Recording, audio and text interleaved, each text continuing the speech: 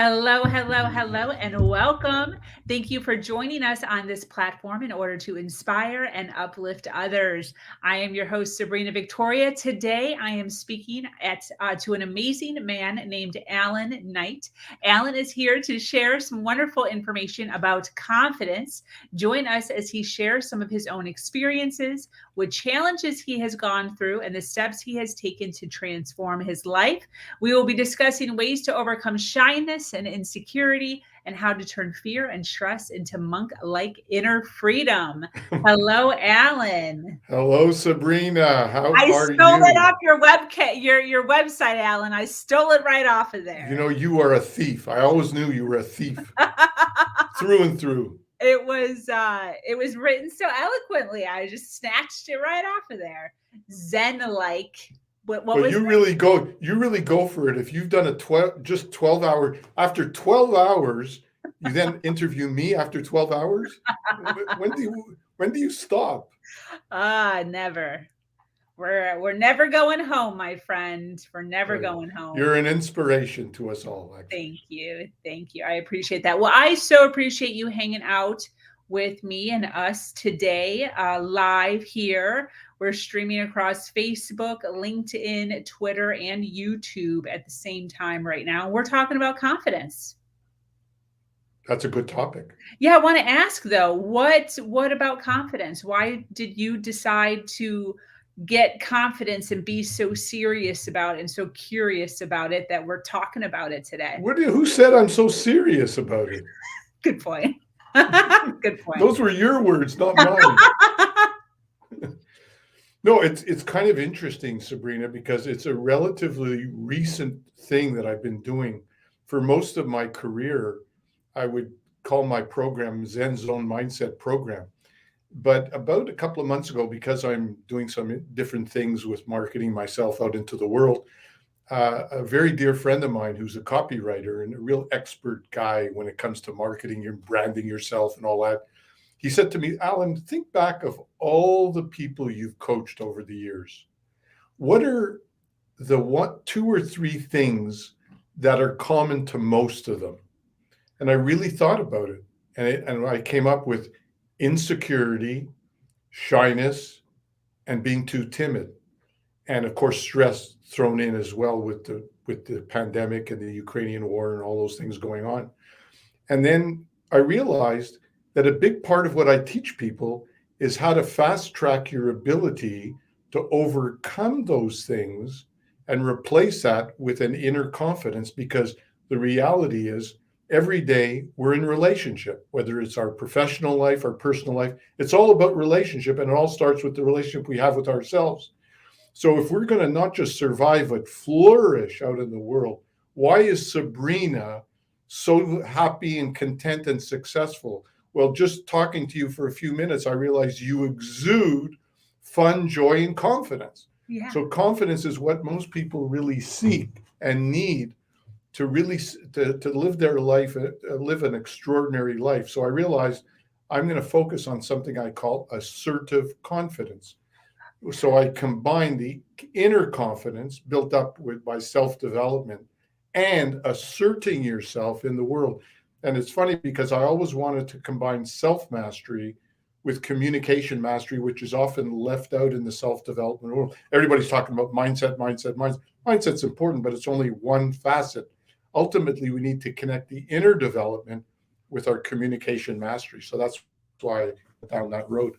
I love that you're talking about communication, because I think that is one of the biggest issues that we as a society are failing at. Yet we have like such a vast like vocabulary, I'm going to say more so than anything else on the planet.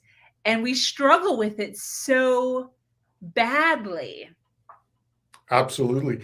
And when I first entered into the profession of speaking, training, and coaching, at the very beginning, I was teaching more sales techniques because I knew entrepreneurship was going to be a very important part of society.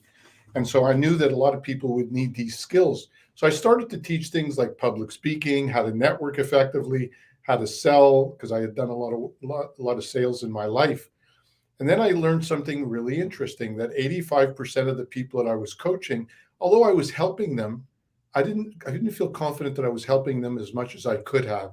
And I quickly realized that it's because 80 to 85% of our communication comes from the inside out. It oozes out from the inside. The content, the words, the technique, that's easy peasy to teach. But the inner was a whole different ballgame. And that's why I went back into the laboratory and created my 9-step formula. The first 7 have to do with falling in love with yourself, empowering yourself, accepting, respecting, and loving yourself unconditionally, like your own child. And when you have that going for you, then you learn a few communication skills and techniques, then you have the whole package. Yes. Oh, I love that. And I like how you're comparing us to a child, because that's so true. Well, that's another thing I found out, Sabrina, is that when people ask me, Allan, I know there are a lot of things that hold us back, but what's the one thing that you really notice universally? And I would say the number one thing, maybe for you, but for me, for sure, in my life and the people that I know and taught, whatever, is that most of us are way too hard on ourselves and too self-critical. And so we talk a lot about love, love, love, and giving love to others, which is great. But how about the importance of really, and I'm not talking intellectually knowing that, oh, yeah, I like myself. I'm talking about accepting and loving ourselves. Like I tell you a little funny story. My brother sent me a picture of myself when I was 21, about 6 months ago. And I said, wow, what a good looking guy I was. But then I said, I was so insecure. I hated myself. Now I'm an old man and I think I'm cool. And I think I'm the coolest guy in the world. What's the difference? The inner feeling of accepting and loving. I call him little Ali Wally, my little son. Yeah. Oh, I love that. What's his name? What's his real name? Well, Allan, my son, my inner son. Did you really? Little Ali Wally. I call him little Ali That's Wally. so cute. Yeah, because how are we going to have a high level soulmate relationship if we don't have a high level inner soulmate relationship with ourselves? Because if I don't work on that, then no matter how much quickly I fall in love with someone, look at all the romantic experiences we hear about. Well, they were madly in love and they were the perfect match. And then 2 years later, 3 years later, they're ready to kill each other. And how do we sustain a great relationship if we don't have that great relationship with moi-même?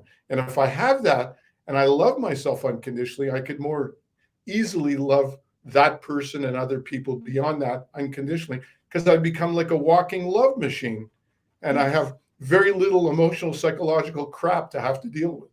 Yes. That's great. And I love how you used your name. My inner child is Nicole. And sometimes I feel weird about that because it's like not my name, but like that's literally her name. So it's so interesting to me. I love Absolutely. Hey, we should embrace all of it. All Yeah. of it. When I look at myself as a teenager, I was so insecure, you know what? But I love that guy. I went through that. It's good that I went through that.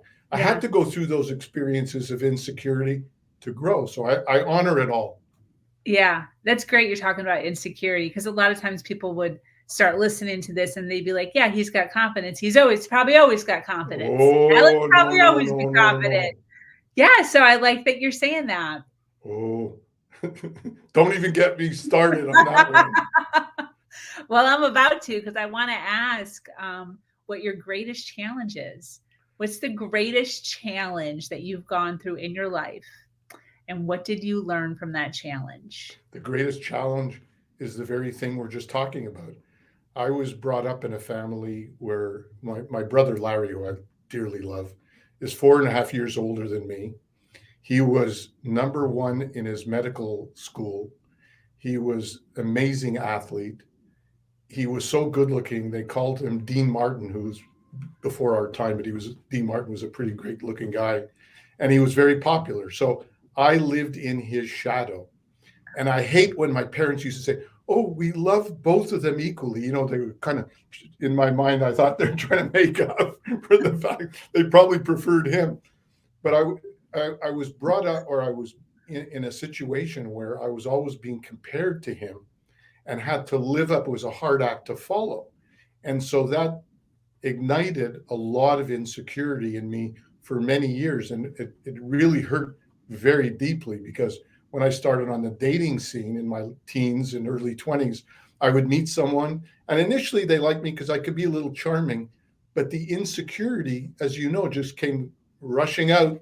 And of course, they walked away, and I got rejected many times more than I would like. And those rejections were extremely painful. Yeah. Until later, I finally realized, look, after a very failed relationship, either I'm going to end up in a mental institute or I'm going to learn to love myself. And I made a decision to love myself, and I've never turned back. Wow. How old were you approximately when you sat down and had that conversation with yourself? You know, it was probably in my 30s. Okay, got it. Probably in my 30s. Right. Given that I'm about 41 now. Just kidding, just teasing. So as far as that goes, you know, looking back now and, you know, being able to see from where you are now and the education you've done now, what did you learn? Like, what was the point of that? Well, I mean, to me, it's like all of life are lessons if we choose to make them lessons. Yeah. So one of my 9-step formula, one of them is step number 6, dealing with the challenges and obstacles that come our way, however small, medium, or large they be. And that's my favorite step. It's not the sexy step. It's not the mindset and love, affirmations, which I handle in different ways in step number 4. But in step number 6, the key is you and I and all of us are going to meet challenges and obstacles. The question is, how are we going to manage them? Are we going to become a victim of them, or are we going to pick ourselves up by the bootstraps and get back in, I call it, get back into the super highway of life, get back in the Zen zone, I call it. So for me, it was about learning that no matter what was going to come my way, as long as I didn't avoid it, accepted it, feel it, release it, express it, release it, and get back into my real self, the strong Allan, the one that is the adult, not the hurt little child, then I would be fine no matter what happened in life. And of course, many challenges followed that. And each challenge, and even today, there are challenges that I face, and I pick myself up fast. The key is how quickly you pick yourself up. Yes. Explain that. Explain that to those that don't understand it. Well, here's the way I see it. The reason, and it's I'm not trying to sell you on the 9 steps, but there's a reason I created the 9 steps. The first 7, before talking about number 8, which is all about communicating with others, is all about ourselves. So it connects the mind, the rational mind, to our emotions, to our intuition, to our actions, etc., ultimately into communication with others. Now, if we have too many psychological and emotional, too much what I call emotional psychological turbulence that clouds our inner world and limits our ability to access insights and wisdom that comes from getting in the Zen zone. Mm-hmm. If it's cloudy and we have a lot of turbulence, that's going to lead to dysfunction. That's why there's so many dysfunctional relationships out there, because the relationship we have with ourselves is often dysfunctional. So if I'm not strong enough, if I'm not masterful enough, if I haven't learned to accept and love myself, what happens is I'm going to be more easily triggered by things that come up either in our own mind or outside us. So if I'm feeling great, walking around, feeling wonderful, and think, oh, everything is great in my life, and I still have these emotional, psychological inner parasites and infections that are still sitting there, and then I meet someone that, oh, I have this total love experience, and I'm in love for 2 or 3 days, and then after 2 or 3 days go by, jealous, oh, she's talking to some guy. All of a sudden there's jealousy. Oh, all of a sudden there's insecurity. Oh, all of a sudden there's manipulation and control. So that's because we've been triggered and we haven't worked through the emotional, psychological crap. And what appeared to be this amazing experience, which was falling in love, because temporarily we both came together in freedom, but it wasn't a true ongoing freedom that we experienced within ourselves. So guess what? We start hurting each other, and then it could lead to who the hell knows what. We don't want to go there. So the vast majority of people that have dysfunctional relationships is because the emotional, psychological infections are still there living in our inner body. So number 6 tests us to see how much, if we've gone through step number 3, 4, or 5, and 6, which is all about building our inner muscles, Okay. we start feeling so good about ourselves that when we get triggered, I just got triggered. Oh, that's a little disappointing. No problem. I think I'll pick myself up and get on with my life, because nothing is going to get me off track from living my dream lifestyle. You can only do that if you've built up enough of the inner muscles, and most people haven't done that. Yes. Yes. 100%. And once an individual does start getting what you're talking about down pat, it's such a free feeling, and you get so much more time back.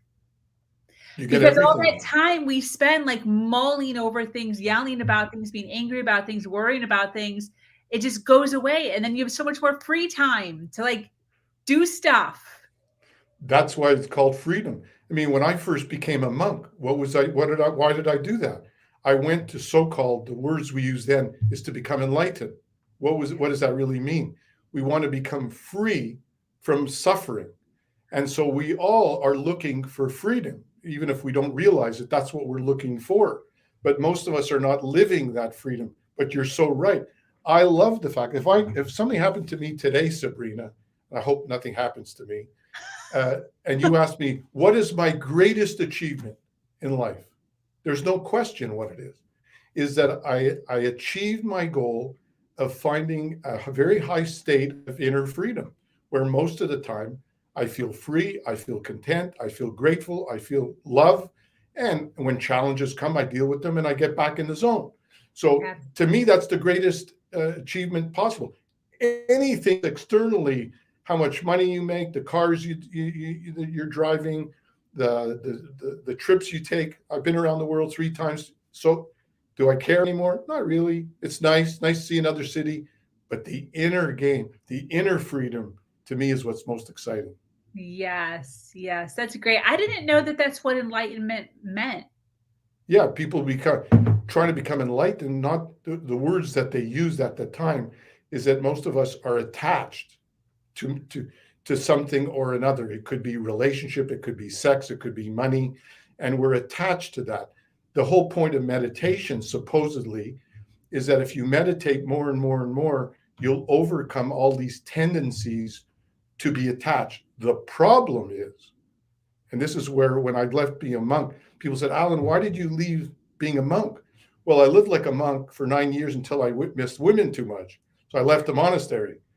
And then I quickly learned that you don't need to be a monk or nun to work on your self-mastery. And not only that, unless you connect the spiritual experience of inner freedom with every part of life, it's very limited. And even you could become what I would call a spiritual monster, meaning you could become addicted. And that's true for anything, whether it's a community, association, or religion. You could become a fanatic. And I didn't want to be a fanatic. I wanted to be a well-rounded person where spirituality was a guide, but not the whole picture. Spirituality needs to be founded on healthy human development as well. Together, that is a very healthy spirituality. And I also knew that it wasn't going to come primarily through the rational mind. That's another thing I learned over the years, this expression, knowledge is power. Knowledge is power. We're all quick to say, oh yeah, I believe that knowledge is power. I believe if you and I, Sabrina, want to be doctors, knowledge is power. We better go study for 7 years and learn a whole bunch of stuff. So there are a lot of things that require knowledge, but I believe when it comes to self-mastery and communication mastery, it's the opposite. The heart is power. Patience is power. Presence of mind is power. Compassion is power. And knowledge helps to some degree, but certainly it's not the whole thing or the main thing. Definitely. For those that are, I'm sure you run into this sometimes in the self-development, personal growth arena. There's individuals who are dead set on not being interested. They just think it's silly, a total waste of time, and not necessary. And obviously, we're on the other end now. And I want to ask you why, in your personal opinion, why do you think that, diving into some sort of personal growth or personal development, why is it important? What's your thoughts? Well, I can only speak for myself. People that are not interested in self-discovery, there could be a multitude of reasons. There could be reasons like they're not open-minded, they think it's woo-woo, they think it doesn't make any sense. It might trigger them. I don't want to look at myself because they don't want to go inside and look at the stuff they don't like. They think that it's going to bring up emotions that they don't feel comfortable with, like the old thing about guys don't cry or things like that, or they're afraid they're going to look weak. So there's a multitude of reasons, and there might even be positive reasons. I know people that are not interested in personal development has nothing to do with the fact that they're running away from something. My brother's a perfect example. He's a wonderful guy, lives a very balanced life, doesn't particularly pursue self-development, but he's an integrated guy and lives. So who am I to say that the way he lives is wrong? I'm not here to preach. I'm not here to help everyone. All I care about is the people that are at a place where they recognize, hey, I need some help. I can't do it alone.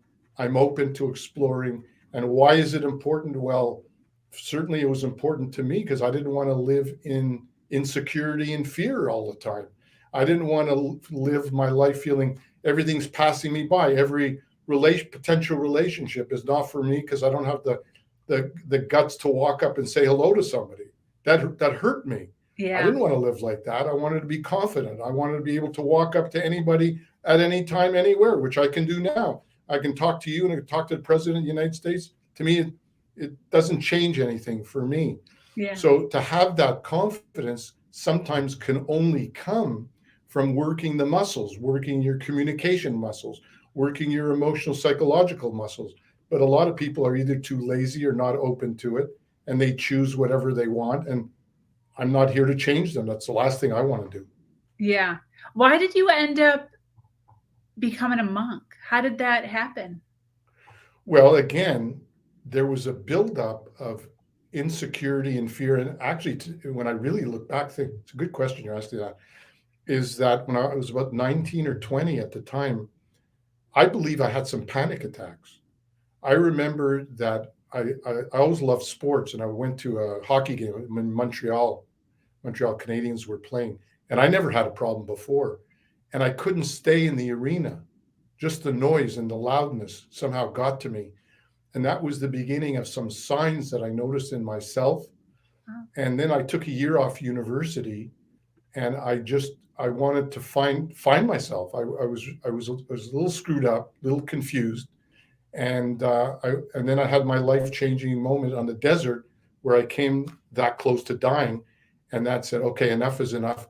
I'm going to go deeper inside. Because at that time, I was pretty atheistic and not open to anything, religious or spiritual. But it took that event to say, whoa, I'm now open. And that opened me up. Wow. We have someone asking, were you a Trappist monk? No. I don't know what that is. I think a Trappist monk is a form, is a form of Christian monk, I believe. But I was more of a Zen monk than a Trappist monk. Where How do they differ? I don't know. In Montreal, where I am now. Got it. So 9 years, and then you exited.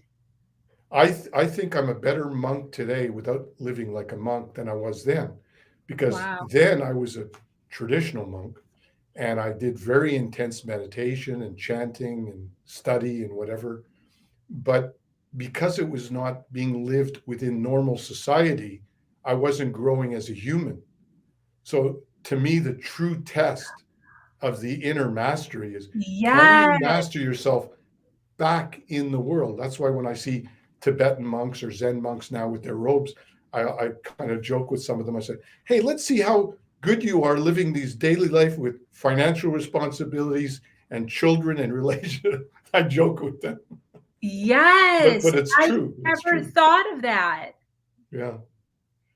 Yeah, it does you no good if you can't use it to see.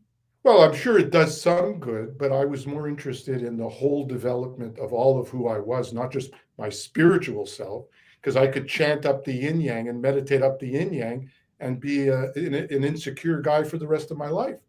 So that's Yes. why, again, that's why I developed the 9 steps, not the 1-step program. Yes. Oh, that's great. So I want to ask God, you you ask really good questions. You're a good interview, and you really care about your questions. You really delve. I'm very complimentary. I acknowledge you for that. Thank you. I appreciate that. I'm going to clip that out and put that on my social media. Except you're still a thief. You stole that stuff from me. I'm not going to forget that. I want to ask, as far now, this is a great question for now, because you've come so far. You've done so many things in your life. Don't ask me about monk and sex life when I was a monk. Okay. Don't ask me about that. We'll do that one after the show. Okay. I want to ask, when you come across difficulties now or challenges, or you find yourself in like a dark, situation that's come your way, what are the like steps that you take mentally, emotionally, to go from like handling that frustration to exiting the frustration? Because this is where people are right now. They're in a darkness, they're hanging out, they're listening to you, they're like, okay, this guy's cool, I get it, but you don't understand, my life is totally a mess right now. So what can we give them right now to say, hey, do this, do this, do this, or something like that, to kind of guide them to a better place? What would you do? What would you say? Okay, there's a couple things. Now, look, no matter what I say, it's not necessarily going to be the whole picture. Yeah. But I don't want to delude anyone into thinking that I'm going to teach you one little tool. Yeah. But I am going to share with you a tool. But I would be remiss to say that use this tool and it's going to save your life completely. But we want to help as much as we can, right? Yeah. 2 things I want to say about that, because I get that question a lot. People would say, Allan, what's the number one important thing for people to turn their life around, given all the crap we're going on in the world right now, or anytime really? Yeah. The first thing that comes to my mind, which is kind of simplistic, is I say, it's really important that you get emotionally fed up with your mediocrity. In other words, many of us know intellectually that self-development is important. We know intellectually, yeah, we got to improve ourselves. Yeah, I'll do my affirmations once in a while. But until we get gut wrenching about it, until we get to the point where say, the gig is up, I've had it, that's it, it's over.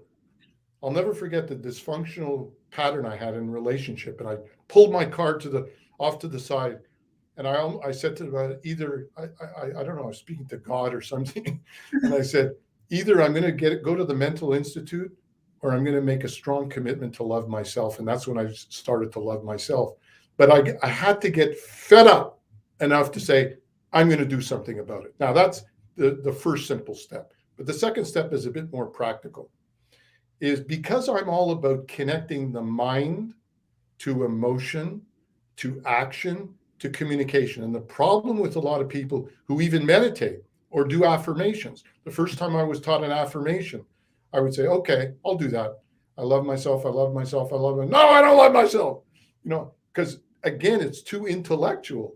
So the first thing I would say, as soon as you feel anxious about something, okay, or you're upset about something, don't run away from it, but don't obsess about it or avoid it.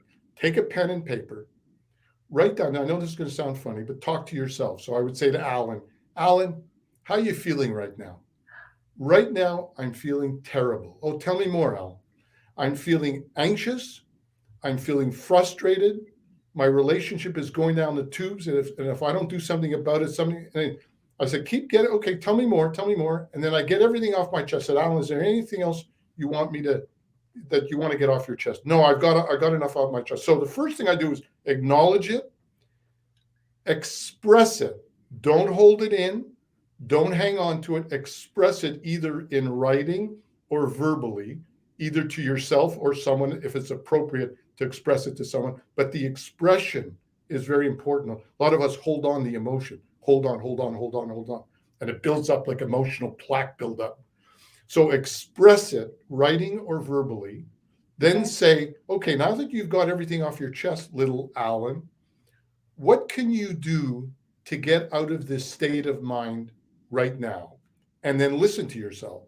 I think right now, I've been too lazy physically. I need to jog around the block a couple of times. Okay, take your body and jog. And you go and you go and you jog, you come back and you're going to feel better. You're back in the Zen zone. Or maybe it wasn't a jog you need. Maybe you've been procrastinating from making your phone calls for work. Get on the phone or get on your phone and talk to 10 people in the next hour and be productive. And you be productive and then you're feeling better. You're back in the zone. Or you need to sit down and talk to somebody to clear the air. Call them up, clear the air. You're now back in the zone. So what you do is by writing it, you get it out of the emotions and the mind, and in the body is writing, physically writing it. At the same time, you're expressing the feelings, and then you express them verbally, if you have to, whether you're with another person or not, and then say, what is the solution? Well, how am I going to get back in the zone? Now I replace the negative crap with something positive. So you connect the dots. And if you do that, you're going to be quite successful at speeding up the process from turning lemon back into lemonade. Yeah. Yes. So good. And I love how one of the things that I preach a lot is that no one's going to save you. You have to save yourself. And this is a really good example of that. Like, sitting around waiting for somebody else to like hold your hand and pull you out of your stuff. And the exercise that you're giving us right now is an example of how you can sit down, stop waiting for somebody else to come along, and save yourself. Like, empowering people. Totally. But I agree with you to a degree. And here's what I mean. Yeah. The way I like to explain it to people, we have our own internal resources and external resources. Now, some of us are overly dependent on other people, is what you're talking about. Yeah. We think we'll be saved by so-and-so. We become too dependent on others reaching out and enabling us. So that's true. Yeah. Some of us, though, are on the other side or extreme, where we're overly independent, where we don't want to ask any help from anybody. I'm going to do it myself. That could be self-destructive as well. The way I recommend it, focus on first doing whatever you can for yourself, using your own wisdom and strategies, but recognize that there are times when you do reach out to your best buddy or whatever. My friend always tells me one of my best qualities, I know how to ask for help, but I only go for that when I need to, because I know, I'm not overcoming this problem. I need Stefan's help. Steph, I need your help, and I get advice, and it's great. It's external, but it's not overly dependent on the external, but both are important. Yeah, I agree. And thank you for giving us that difference there. And yes, I was talking to the people who tend to be waiting for somebody else to save them. And I have been, and probably still am more so on the side of overly independent. But a lot of that stems from not feeling like I could ever count on anybody. Being abandoned a few times in my life and realizing that I have to depend on myself and only myself to be able to get out of that. So I appreciate the reminder of, reaching out sometimes. That's why you're great at what you do, because you're not just talking about it. You've walked the walk. Yeah. And you've been through that, like we've both been through that. We've learned our lessons. And I don't think you're probably that overly independent. You're probably quite healthfully independent, because you also help a lot of people. Yes, I'm adjusting. We're all in a process. You're just too humble. We're all in a process. We have Mr. Mohammed. He said, very informative stuff. Thanks, Doc. Oh. Well, thanks, Doc. What does that mean? He called you a doctor. I don't know. I guess you have Doc. Oh. Yeah. Oh, that makes me insecure. I don't know if I'm going to handle these emotions. How do I get out of it, Sabrina? But thank you, sir. Thank you, Mohammed. Yes. I want to ask Allan, what is the number one lesson you've learned about life? The number one lesson, it always goes back to the same thing. It always goes back to, I can't love others more than I love myself. It always goes back to that. I mean, everything that I do, everything that I'm about is about the relationship with others is founded on the relationship we have with ourselves.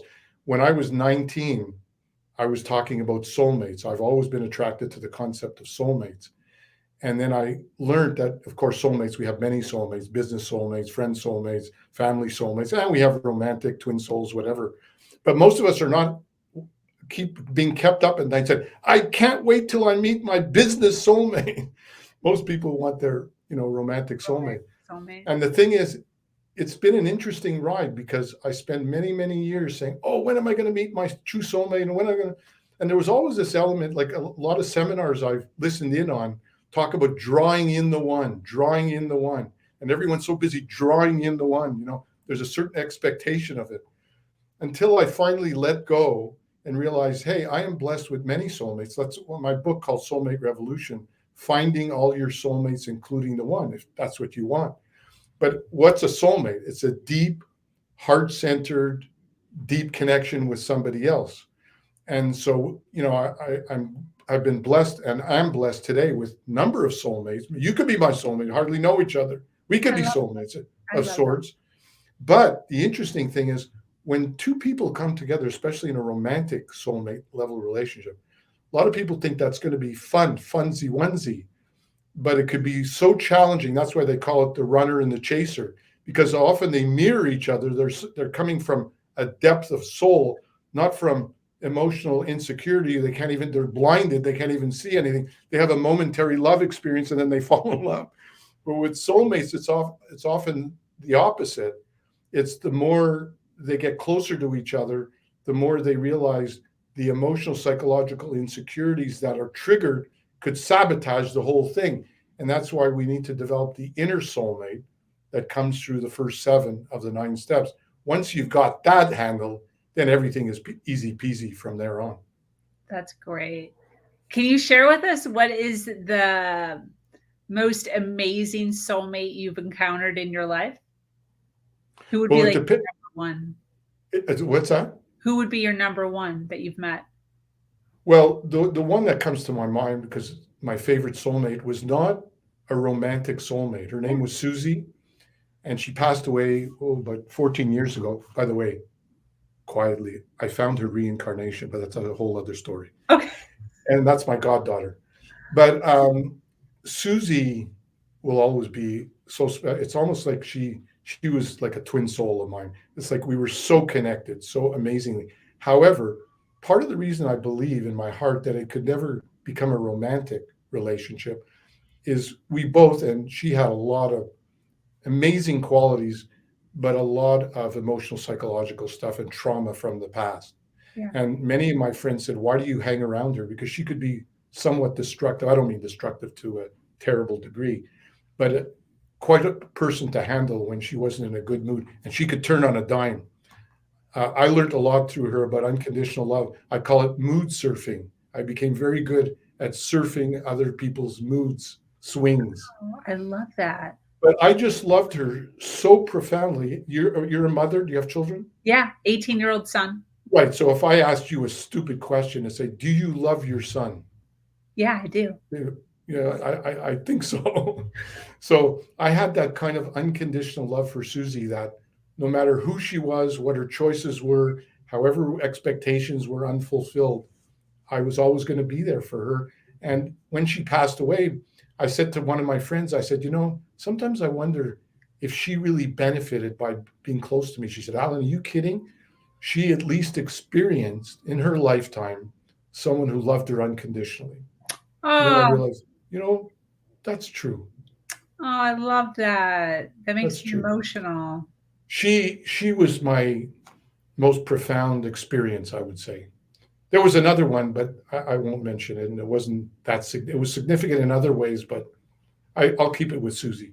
That's awesome. Actually, Susie had hair almost identical to your hair. No kidding. How long did you know her?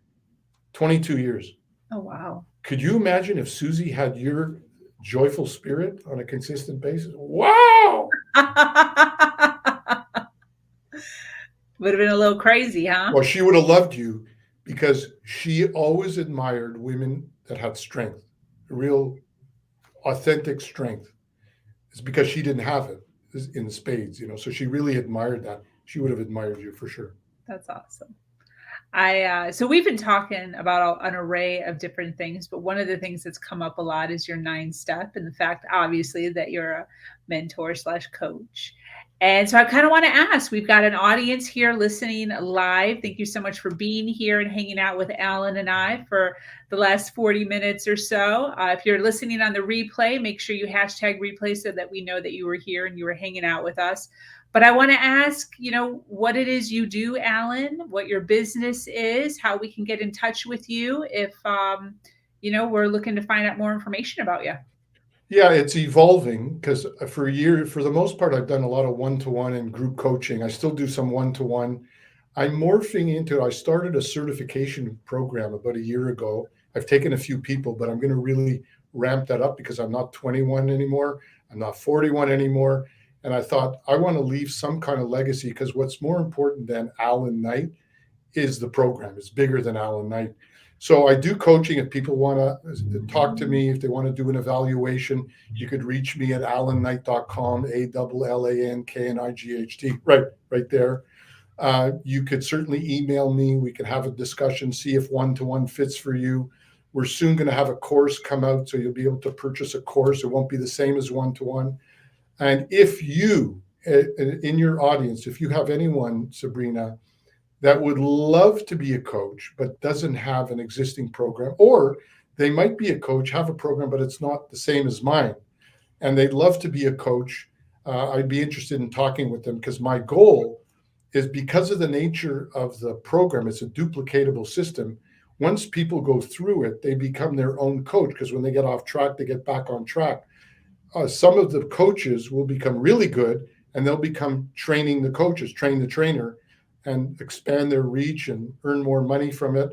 And some, my hope is, younger ones especially, will become part of my profit sharing in my company so that if something happened to me, the legacy lived on. So if anyone's interested in becoming a coach, I would really be interested in talking with them. That's fantastic. And can all of that be found on your website? How do they find out information about that? Yeah, on my website, there's a section called the coaching program, I believe, but they could see it on allanknight.com. Also, one other thing, we just started a lead magnet, a landing page called shy2bold.com, where you can access assertive confidence guided meditation pack. And I'm going to be continually sending out to the group that signs up for that little short videos to help people with their confidence and with their Zen zone practice, etc.